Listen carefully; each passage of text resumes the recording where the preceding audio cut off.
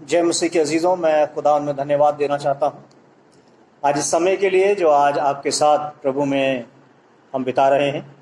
मैं आपके पासबान reverend George C मसीह साहब का धन्यवाद देना चाहता हूँ, जिन्होंने मुझे मौका दिया कि हम प्रभु में आज इस कलाम को एक दूसरे के साथ बांट सकें।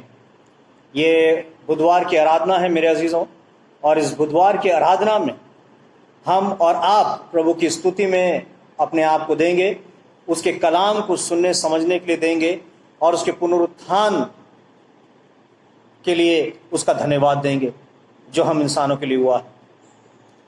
आज जो वचन हम गौर करेंगे मेरे अजीज़ों, वो यूहन्ना की इंजील उसका 20वां अध्याय और उसकी 19 से लेके उसकी 31 आयत तक है।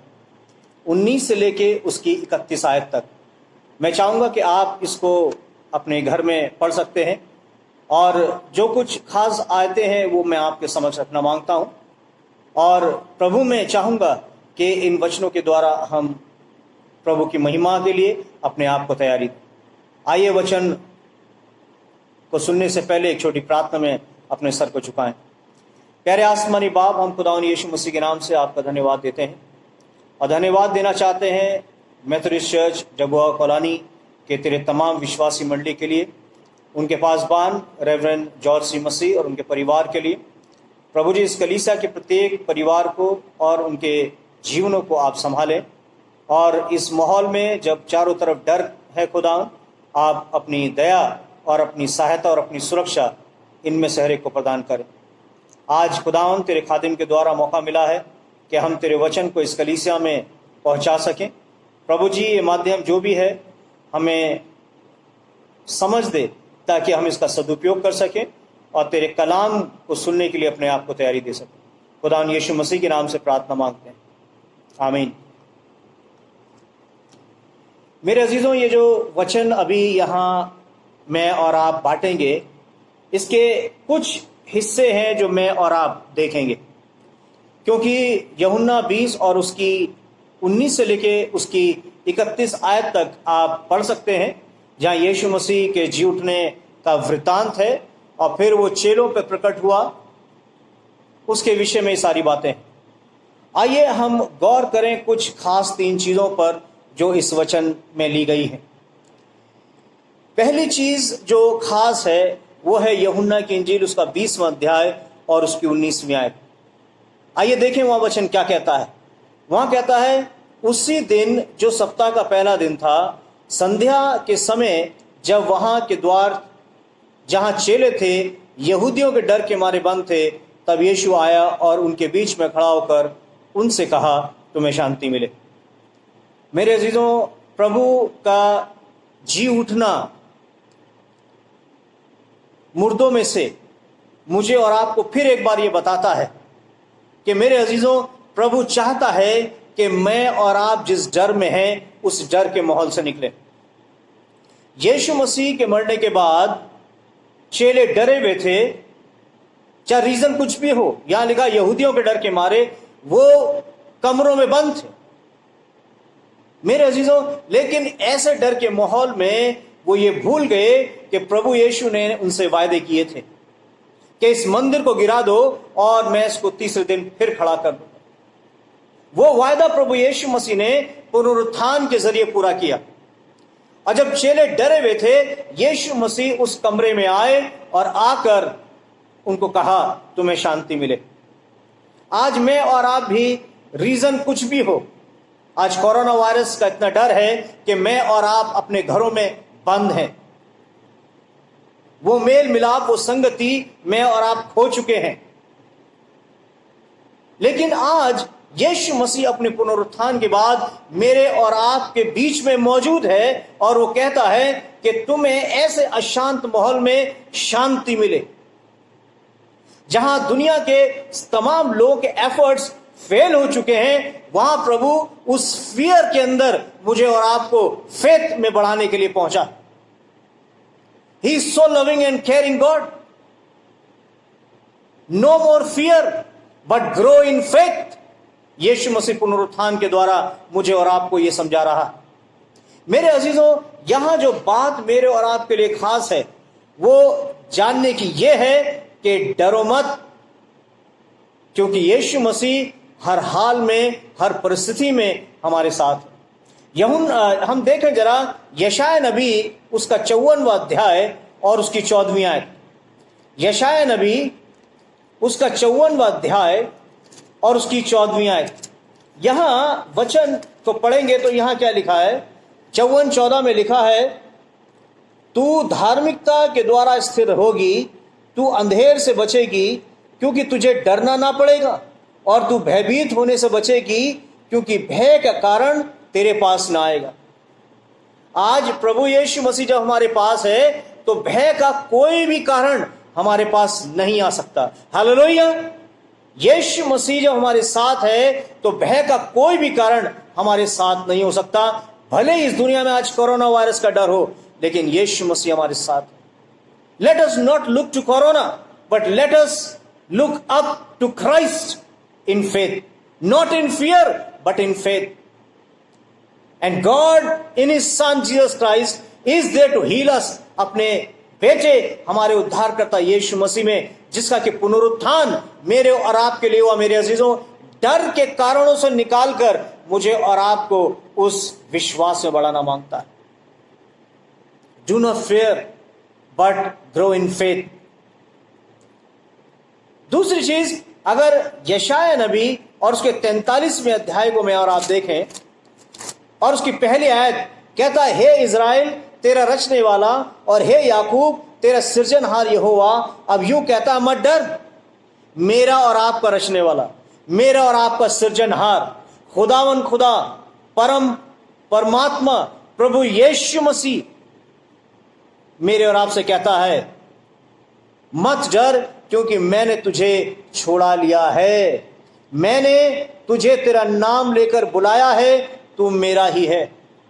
आज हमें कोई भी बीमारी, कोई भी तकलीफ, कोई भी कमी घटी, कोई भी कमजोरी या मौत का डर प्रभु यीशु मसीह से अलग नहीं कर सकता।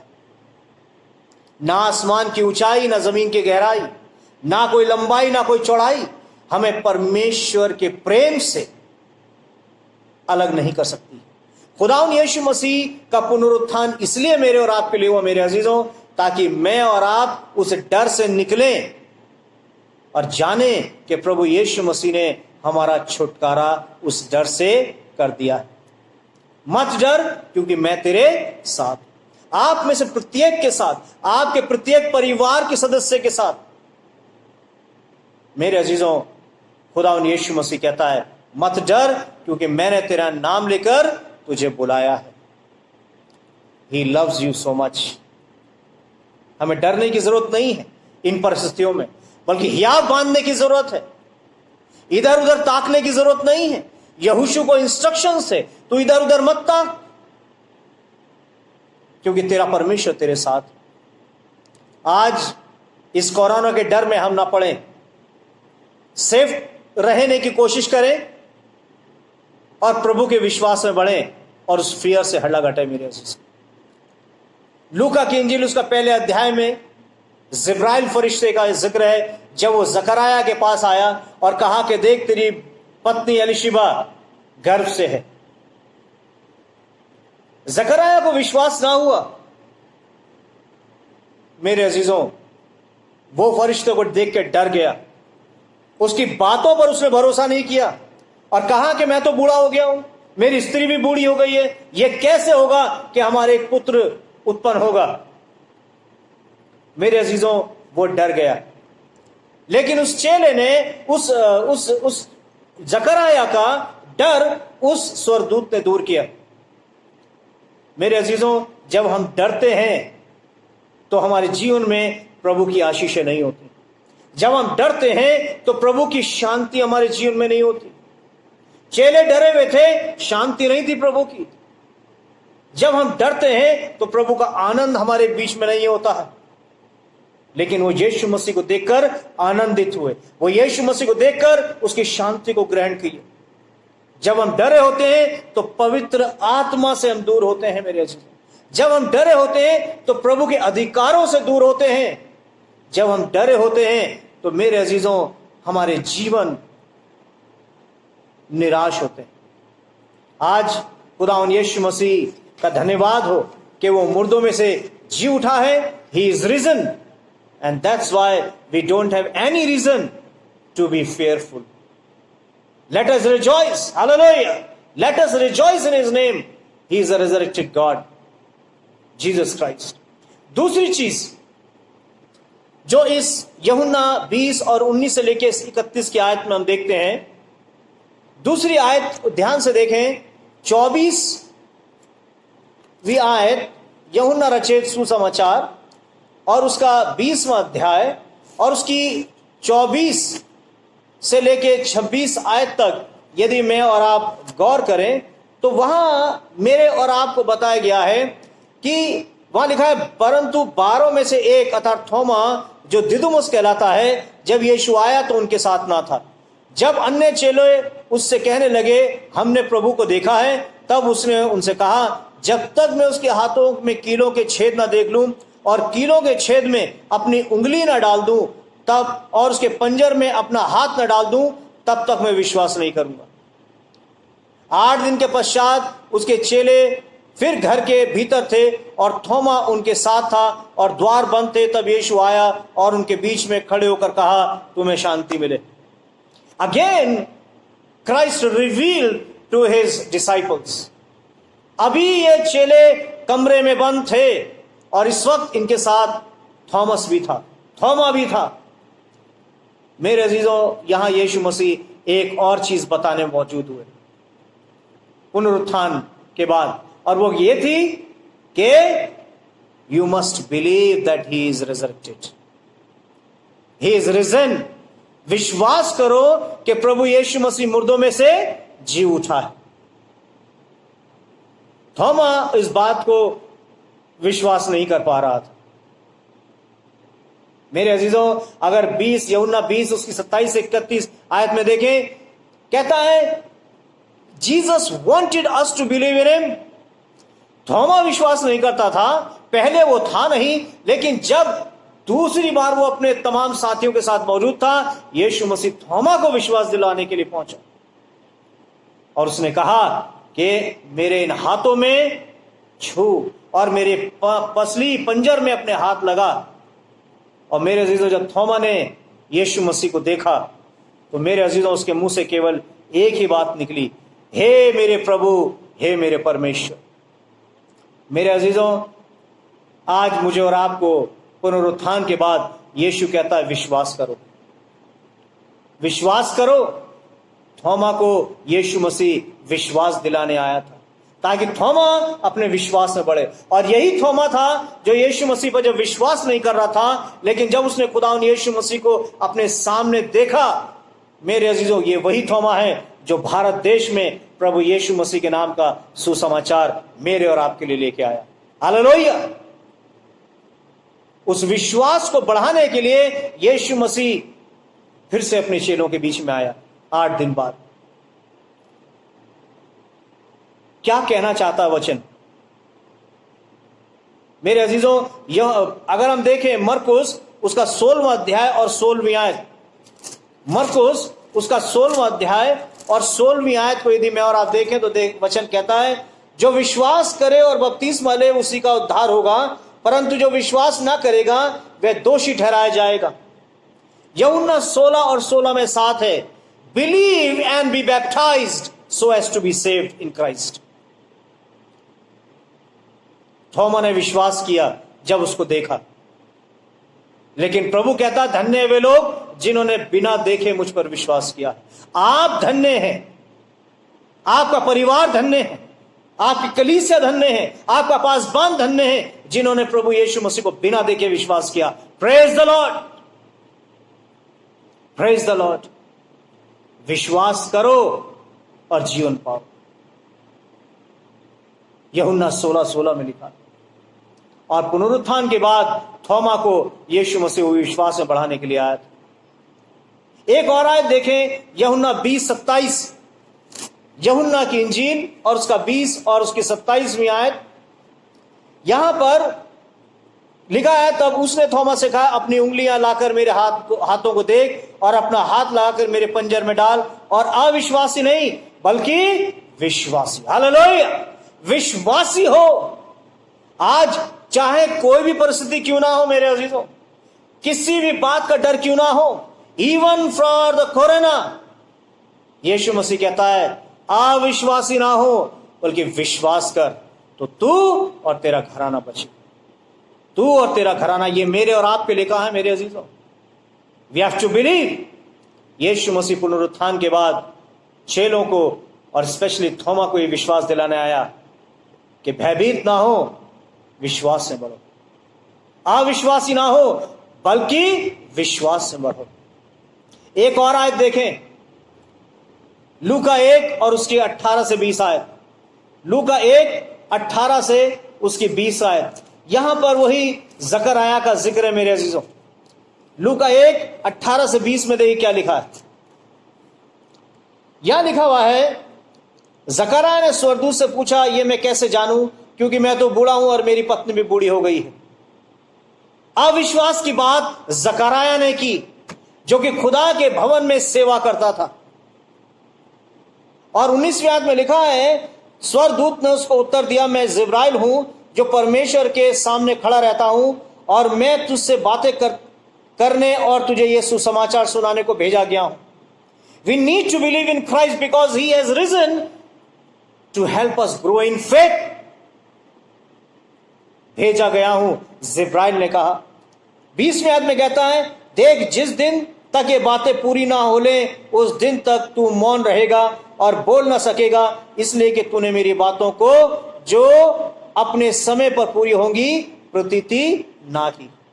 What was the result of unbelief? अगर जकरयाह ने स्वर्गदूत जिब्राइल की बात पर विश्वास नहीं किया मेरे अजीजों, तो उसे क्या पनिशमेंट मिली? उसको यह पनिशमेंट मिली कि जब तक ये बातें पूरी ना हो जाएंगी तू मौन रहेगा। यहां लिखा है, तू मौन रहेगा और बोल ना सकेगा। मेरे अजीजों, आज प्रभु ने मुझे और आपको बोलने के लिए बोला है, लेकिन जो लोग प्रभु की बातों को नहीं बोल पाते, सच्चाई की बातों को नहीं बोल पाते, वो मौन स्थिति में रहते हैं, वो बोल नहीं पाते हैं मेरे से। ये एक पनिशमेंट थी जकरयाह के लिए। आज मेरे और आपको खुदा कलाम कहता है, यू मस्ट बिलीव, विश्वास करें, अविश्वासी ना हो। उस पनिशमेंट को मैं और आप ना लें और हम कहें हालेलुया, क्राइस्ट इज रिजन, और इसका बड़ा प्रतिफल मुझे और आपको मिलेगा मेरे अजीजों। इसलिए विश्वास में बढ़े, डर से निकले। खुदा और मैं आपके और मेरे साथ।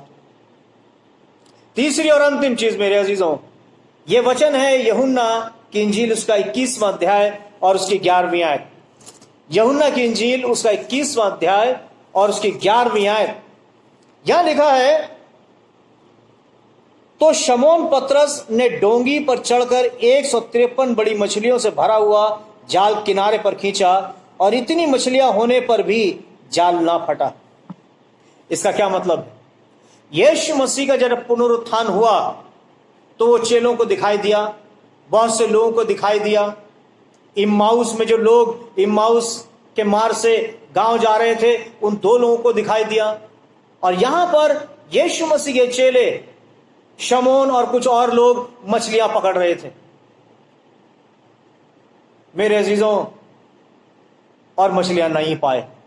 लेकिन यीशु मसीह के कहने पर इन्होंने जो अपना जाल डाला उसमें इनको मछलियां मिली, और बड़ी मछलियां मिली, अ मार्क ऑफ ब्लेसिंग। लेकिन जो यहां खास बात है वो ये है मेरे अजीजों, यूहन्ना 21 और उसकी 11वीं आयत में, कि बड़ी मछलियां, और कितनी मछलियां? 153 मछलियां। प्रभु यीशु मसीह वहां मौजूद थे।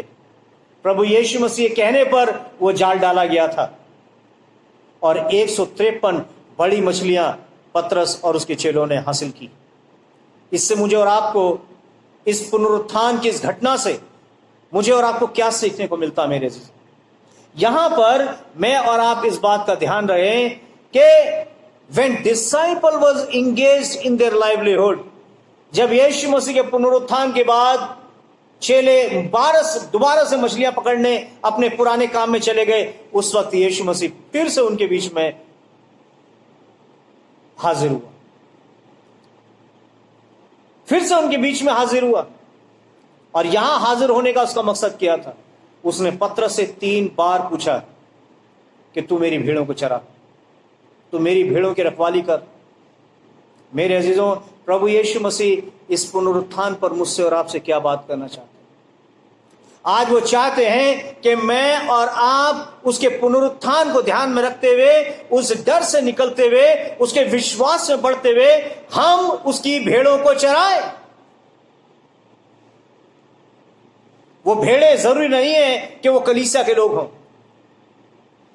वो भेड़े आपके परिवार में आपकी पत्नी, आपके पति और आपके बच्चे और आपका परिवार और आपके पड़ोसी हो सकते हैं। मेरे अजीज, मेरी भेड़ों को चरा। पतरस से 3 बार खुदावन यीशु मसीह ने अपने पुनरुत्थान की इस घटना में बात करी। आज मेरे और आपसे वो बात करता है अपने पुनरुत्थान के बाद, मेरी भेड़ों को चरा।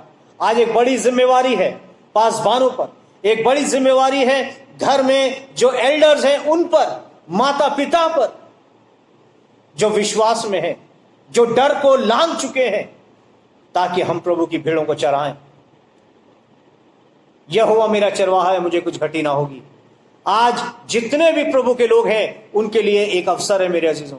Late us switch to his task, let us switch, let us turn and let us switch to his task। जाओ और मेरे नाम से प्रचार करो, चेले बनाओ, बपतिस्मा दो। ये आज मेरे और आपके काम है मेरे अजीजों। मछली पकड़ने का नहीं, बल्कि आज पतरस को कहा कि आज से तू इंसानों को पकड़ा करेगा। You will be fisher of man. यीशु मसीह ने पुनरुत्थान के बाद एक नया काम मुझे और आपको दिया, कलीसियाओं को दिया है, पासबान को दिया है।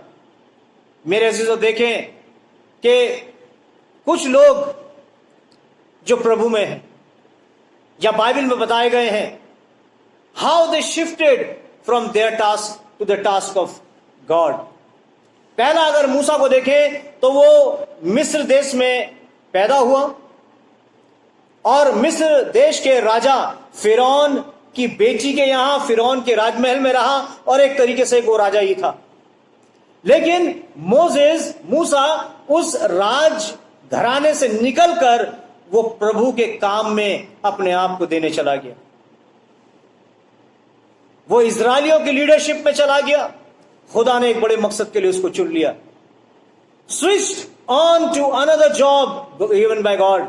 फिर अगर यीशु मसीह को देखें तो उसके पिता बड़ई थे, यीशु मसीह खुद बड़ई का काम करते थे। लेकिन मेरे अजीजों, वो परमेश्वर अपने पिता की मर्जी को पूरा करने के लिए, जहान को बचाने के लिए, he gave himself on the cross। तीसरी चीज, पौलुस टेंट मेकर था, तंबू बनाने वाला।